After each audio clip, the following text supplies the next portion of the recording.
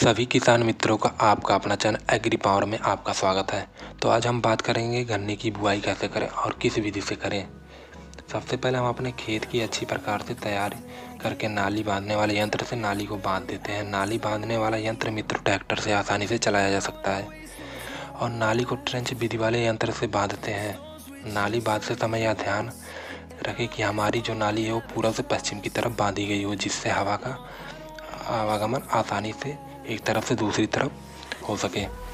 किसान भाइयों, नाली तैयार होने के बाद अब हम अपने कटे गन्ने की बुआई नाली में कर सकते हैं। बुआई है तो गन्ने का साइज जो होता है वो 2 से 3 आँख वाले हो और क्लोरोपाइरीफास 300 ml 100 लीटर पानी में घोल बनाकर बीज के टुकड़े को 10 मिनट तक घोल में डुबाकर उपचारित करें। उसके बाद हम अपने गन्ने को नाली में बोकर हल्की मिट्टी चढ़ा दें, जिससे गन्ना हल्की सी मिट्टी से ढक जाए। किसान भाइयों, मार्च के महीने में गन्ने की बुआई सबसे अच्छी मानी जाती है।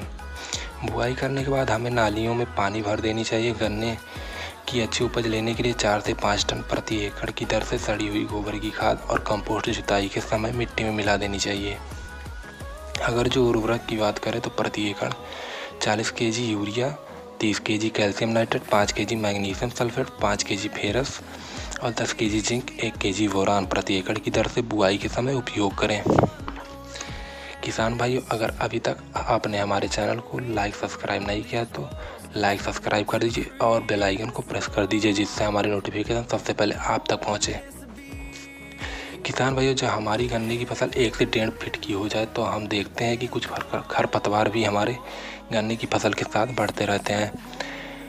तब इसके लिए हमें खेत की गुड़ाई करनी होती है, अन्यथा हम जो खाद पानी का अनुपात अपने फसल को देते हैं वे खरपतवार भी कुछ हिस्सा ले लेते हैं, जिसके लिए हमें अपने गन्ने के बीच में कुदाल से गुड़ाई कर देनी चाहिए, जिससे खरपतवार नष्ट हो जाए और खाद पानी भी वे सीधे हमारे गन्ने को लगें। किसान भाइयों, अगर अच्छी सूझबूझ से ट्रेंच विधि से गन्ने की बुआई करें तो अच्छी पैदावार ले सकते हैं। गन्ना बुआई की ट्रेंच विधि परंपरागत विधि से ज़्यादा कारगर और लाभकारी होती है, इसलिए देश के कई हिस्सों में किसानों ने इस विधि का अपनाया है। ट्रेंच विधि से गन्ने की जमाव प्रतिशत बढ़ जाती है परंपरागत विधि की अपेक्षा, और परंपरागत विधि से बुआई करने पर जमाव 35 से 40% ही हो पाता है। ट्रेंच विधि से बुआई करने पर 80 से 85 तक हो जाता है। गन्ना उत्पादकता का आकलन प्रति मीटर गन्ने की संख्या और वजन के हिसाब से होता है।